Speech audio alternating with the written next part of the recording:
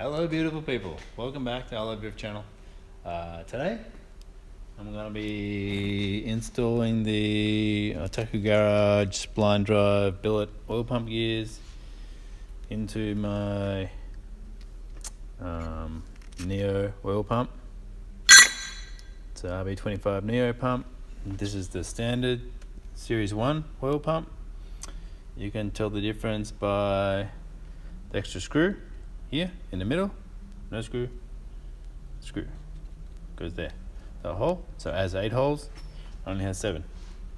So the actual gears are different size. Well,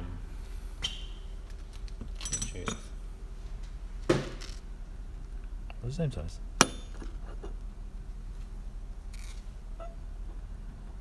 No, it's smaller. I don't know if you can see that, but this one's actually bigger. Series 1.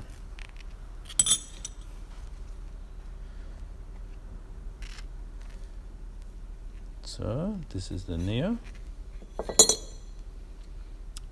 can see the difference in the design. This one doesn't have the wave tooth pattern. This has the wave tooth pattern.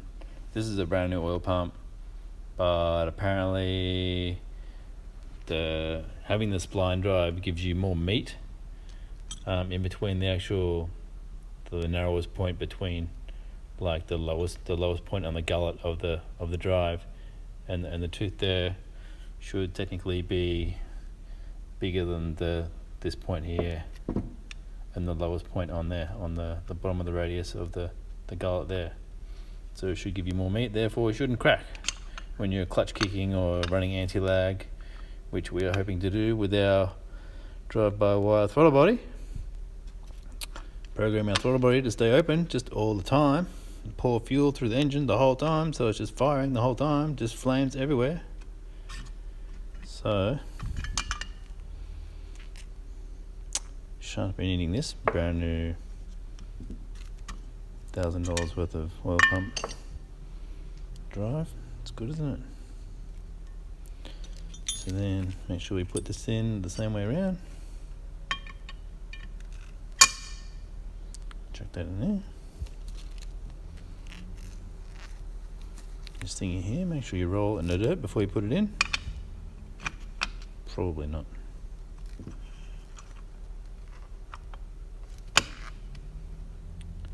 Just like that. That's how it goes. That's just oil. It's all good.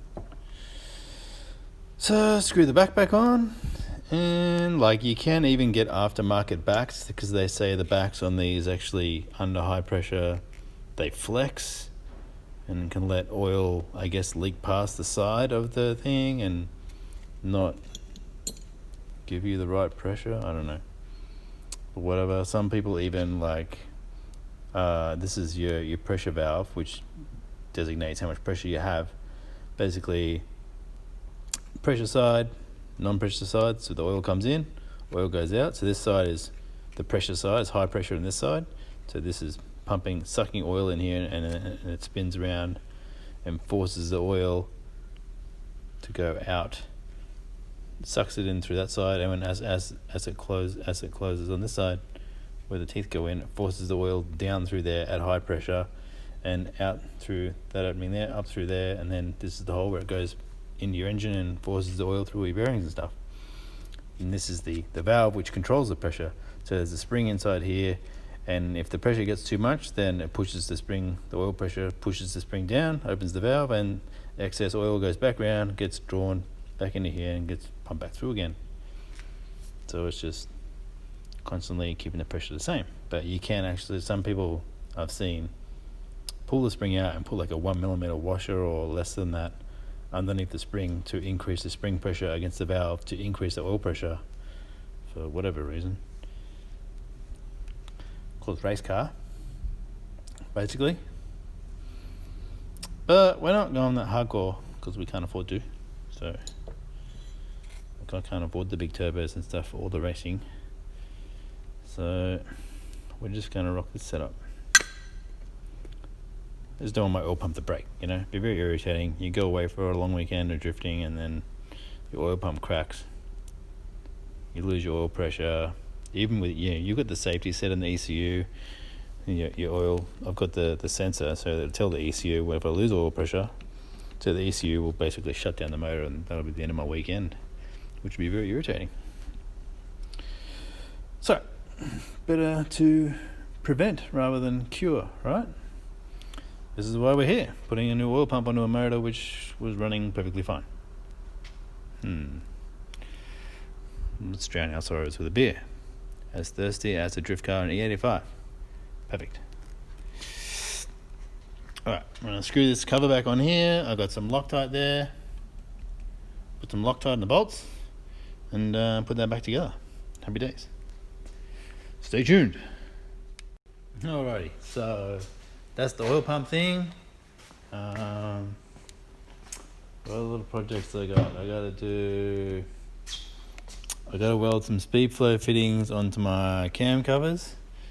So I clean these all up with some brake cleaner and stuff, but where the factory breather lines go, the fittings are actually too tall because the bonnet is like about 15 millimeters above the cam covers at the front, because the FD bonnet curves down quite a bit at the front. It pretty much touches the oil cap filler, so I'm gonna have to drill a hole and put speed flow fittings up the back here. So, and just gonna run like a 180 degree fitting off the back, come across over here to the corner of the engine bay and put my catch can over here, run another fitting from here and a line over to here. And so I've got to do that. Also got my rods, ye old max speeding, the ARP hardware bolts. So I run these in my MX-5, have done for 6 years. No problems really. The Mazda MX-5 1.8 litre twin cam motor has notoriously weak rods. You can't run any more than 10 pounds of boost in a 1.8 litre. Like, I was running 12, and after about 10 events I had a rod failure. I came outside of the block, and I went to the wreckers, got another BP 1.8 litre motor and had 230,000 Ks on it. Just took the rods out, swapped them for max speeding rods, shoved the pistons straight back in the bore with the same rings, 230,000 Ks, and done 6 years of drifting, doing about 9 or 10 events a year. The MX-5 is still ticking over beautifully. Runs 22 pounds of boost, the MX-5. Makes 224 kilowatts on 85. So I figure I'm just going to do the same thing with the RB, because the Series 1 rods are not forged and they do tend to break when you run too much boost through. So we want to run a bit of boost so we can make some power. So whack in some sweet China rods and away we go. So I've got to swap those over. I'm going to reuse the pistons and probably the rings, to be fair. No point in changing them out. I've done less than 230,000 K, so these ones are still good. Waste not, want not, you know what I'm saying? So I've got it's number 1, conveniently, Nissan number all their rods, number 1 on there. So when you're a bit drunk like I am, you can't get too confused really. So it's just held in by a C-clip. So you need your C-clip pliers. Get that out of there. Get a conveniently sized socket. Smash the gudgeon pin out. And probably should clean the grooves where the rings go if you're really keen, but probably just going to slap this bad boy back together, to be honest.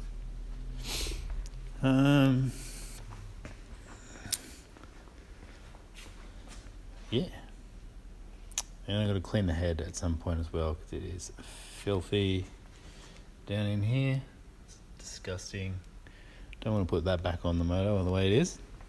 It's yucky, and I want to turn it upside down and check that the valves are all seated nicely and don't leak any air. If they do, I'll have to pull them out and seat them with some abrasive paste and a valve seating tool. I think I have that. So yeah, stuff to do. Yeah, I'd like to put a set of 4Gs in it, pistons, but really that's like, I think 4Gs are worth like $1,500, and I don't even have back wheels for the car yet. So, you know, do you buy pistons? I know the engine's apart now, and you should buy pistons now because really, the MX-5 has done 6 years, so this engine's not going to come apart for 6 years, really, if I stay sub 400 kilowatts. But I kind of need back wheels. We need back wheels. Sorry, I've had like 3 beers. So there's no point in spending the money on pistons when we don't have any wheels. So that's where we're at. That's what we're doing. Should be like, and the Series 2 RB, I think, or the Neo is good for like 400 plus kilowatts, and because it has forged rods in it. It's like standard Neo oil pump, which is what I had, but I put the spline drive in it. So I've upgraded the Neo oil pump, and I'm going to put billet rods in. So it should be good for more than 400 kilowatts, this motor, even with standard pistons. Just may not be too revvy, but the RB still sounds sick. When they're on noise, they sound like they're screaming, so that's why I like them. You can cook the crap out of them, and they scream. That's what I like about them. They don't get upset when you overheat them a few times, which is the whole reason we haven't gone rotary, because I do tend to ignore the temperature gauge. But anyways, some of China's best. These are actually, I guess, made in the same factory that Eagle rods are made in, I guess, and Nitto also made in China, I believe. I don't know if they're made in the same factory, but one-handed. I'm having YouTuber issues with the rod. Let's take the beer. Let's take the rod and the beer. Let's go over here. Two things. Get my convenient gearbox stand. Is excellent for YouTuber camera mount. Just saying. Anyways.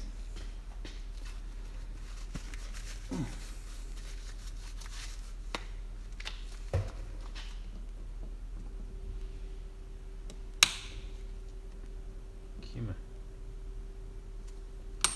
Whoa.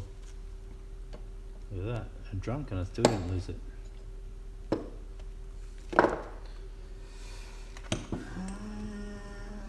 Don't need to take both sides out. I just need to smash that out with, you probably do because you're going to smash against it.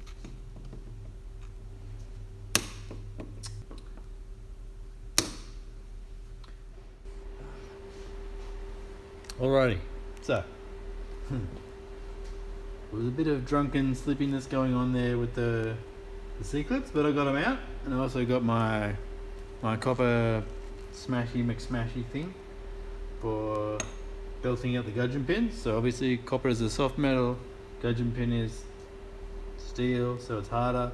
So this will dent, the gudgeon pin won't dent, so I can smash this with a hammer and push the gudgeon pin out.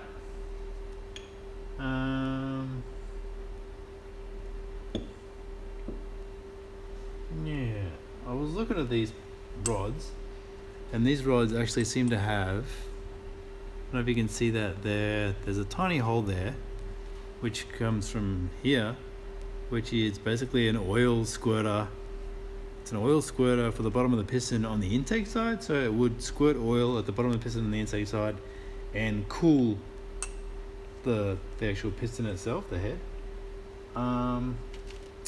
Max Fitting rods don't have that feature. So I thought that was a bit odd.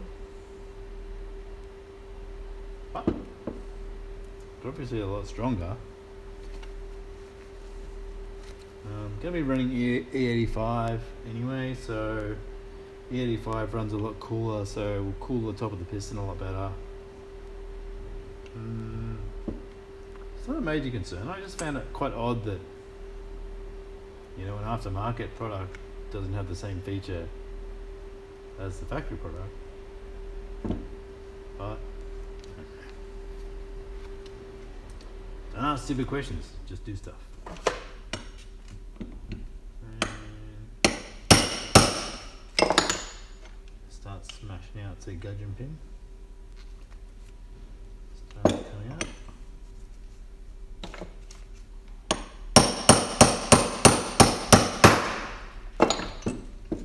Solid wax, the sound of it hitting the bench. So grab a said wooden blocky thing.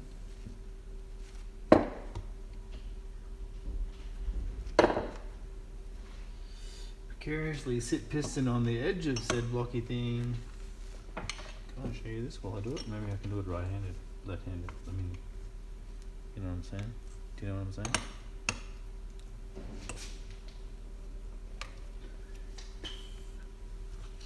Let's use the big whacker, because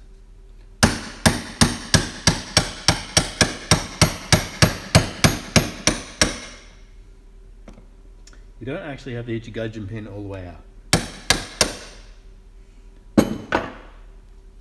Just far enough to get. You want to get it out far enough so you can get your rod out.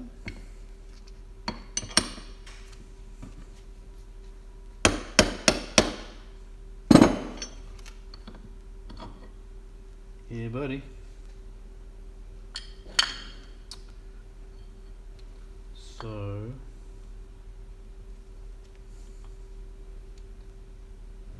piston has a dot at the front, so remember that.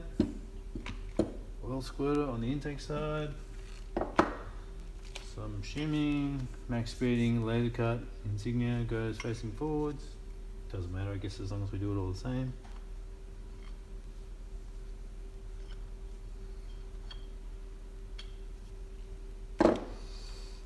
Insert. Same deal, soft hammer, copper hammer, so we don't damage any or burr any edges of any gudgeon pins or anything. If you leave the gudgeon pin sticking down a bit in the actual piston, you should be able to get the actual rod onto it a little bit, so you can start whackering. So you can see, actually got it to slip on there. Once it's started, I'll let it pin.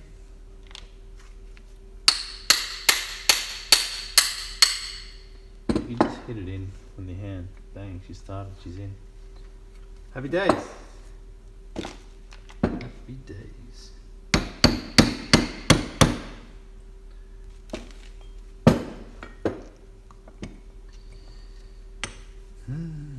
Building engines 4 beers down.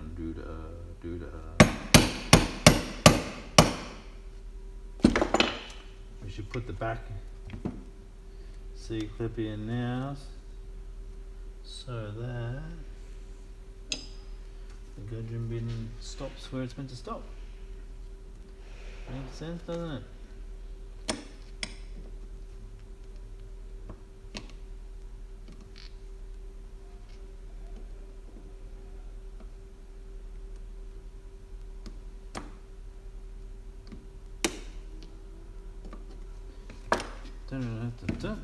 It's in there.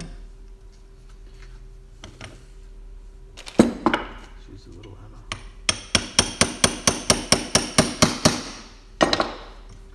So you hear that solid sound, and she's no longer sliding through. Edges in. Check the gudgeon pin hasn't gone past too far. Don't keep hitting and smash the C-clip out the other side. Probably wouldn't be great.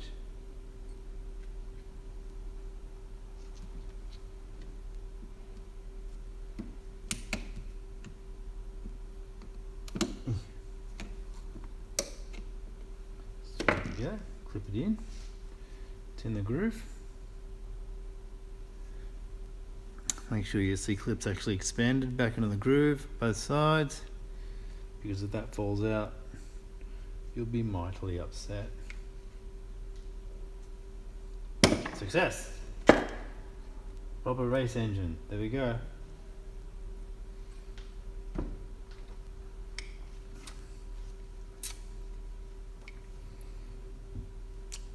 Give these a clean up around the skirts and stuff. Get off any carbon, build up. Yeah, one done. There you go. I guess you don't need to see all six because that's kind of boring. I'll come back to you when there's something else fun to look at.